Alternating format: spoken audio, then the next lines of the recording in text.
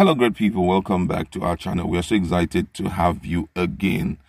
Most Nigerians have been talking about the statement made by the president against the people of the Southeast. And, that is what has caused all this brouhaha between the federal government and Twitter. You've heard from my colleague that Twitter is already down right now. You can't access Twitter from Nigeria. And that's where a lot of people have been earning from. So I don't even know how it's going to happen. But then what we are looking at right now is what Professor Soyinka had to say about that statement made by the president, evoking the memories of civil war, which has been long buried. Hear what he has to say and the statement he made concerning the past reactions of the president when Benue people and the rest were being troubled by the Fulani. But before we go into all of that, we'd like to encourage you, please subscribe to our channel by clicking on the red subscribe button and also the bell icon so that you can get notification anytime we publish our videos. Nobel laureate Professor Soyinka says the president, Muhammadu Buhari, keeps calm whenever there are attacks in Benue State, but is quick to evoke memories of the civil war whenever the South is involved. Soyinka said this in a statement on Friday titled "Off to Shock and Awe," while reacting to Buhari's recent statement wherein he recalled how he fought in the Biafran War of 1967 to 1970 and threatened to deal with persons misbehaving in the Southeast in a language they understand. The comment was widely condemned, while social media giant Twitter deleted the post.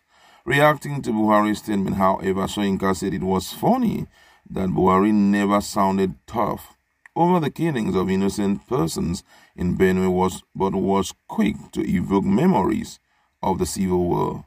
According to him, he wrote, "When, however, a head of state threatens to shock civilian dissidents, to deal with them in the language they understand, and in a context that conveniently brackets opposition to governance with any bloodthirsty enemies of the state, we have to call attention to the precedent language of such a national leader under even more provocative nation disintegrative circumstances. What a pity and what a tragic setting to discover that this language was accessible all the time to President Buhari, where and when it truly matters, when it would have been not only appropriate but deserved and mandatory.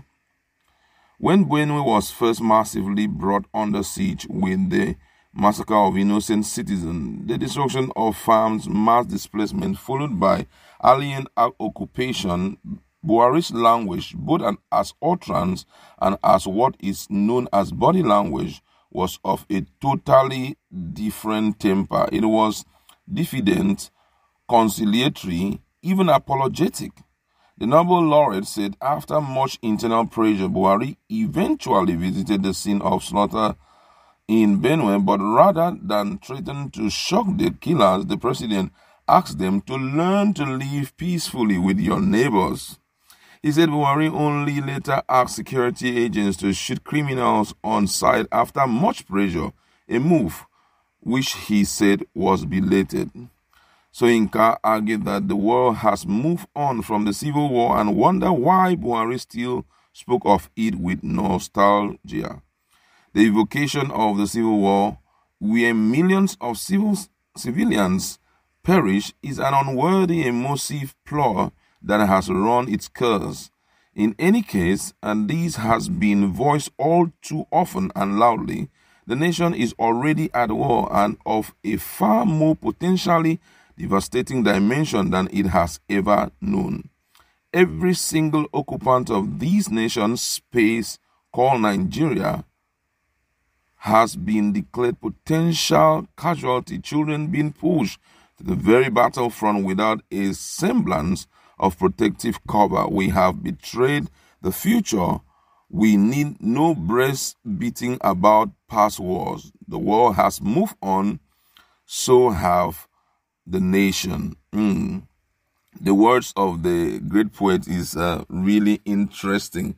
He said right now, I just love some of the words he has used. He said, that we do not need any breast beating. You know, for strong men, they beat their chest, saying it's uncalled for now, you know, for you to beat your breast, reflecting back at what you did during the Civil War, because Nigerians have gone past that time. Right now, we are in a dispensation of democracy, and everything should be revolving around democracy. If you've listened to the content of this news, you will notice that Soyinka had said some very strong words when it's the case of, you know, the Benue people who were being brought down. The president seems to be very apologetic, and he uses words that kind of is democratic in nature. Try to live in peace with your neighbors, and all what we hear is it is you know, Fulani and farmer clashes. But when it's somewhere different, when none of these people,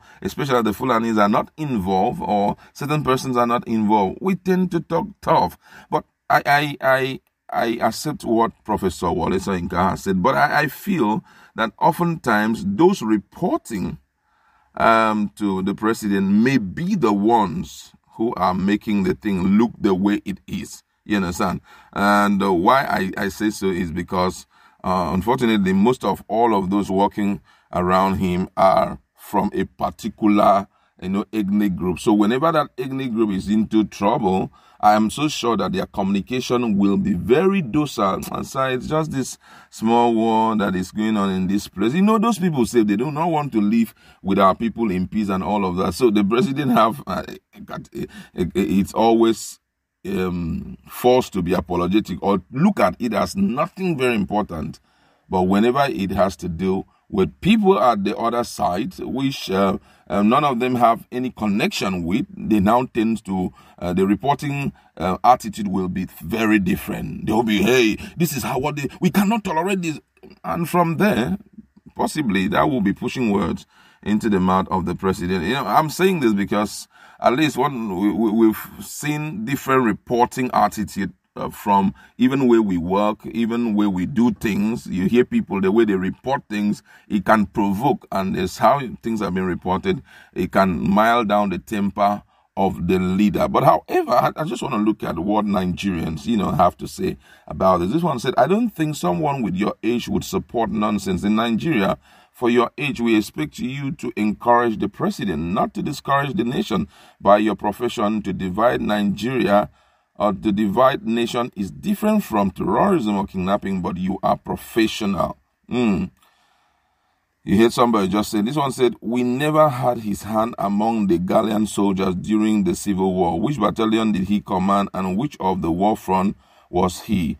You know, the truth here is we don't want to talk about it, because according to the conclusion of that so-called civil war, there was no vanquish and there's no winner, and the reason, or no victor, and the reason why we keep saying that is because we want the country to be in unity. We want the country to stay together, because every time you reflect back to all of that, it triggers something in the minds of those who may have considered themselves to be victims. So we are very careful in reflecting back to, you know, that. So whether Buhari had led one battalion or did not lead any battalion, that is not important right now. We're looking at the peace for all the ethnic groups in Nigeria. We want to coexist together, grow our economy, because it is going down every single day. This one says, Buhari's statement on the subject matter exposes the hidden thoughts of his and those who manage our affairs about the South is keeping mute when other Nigerians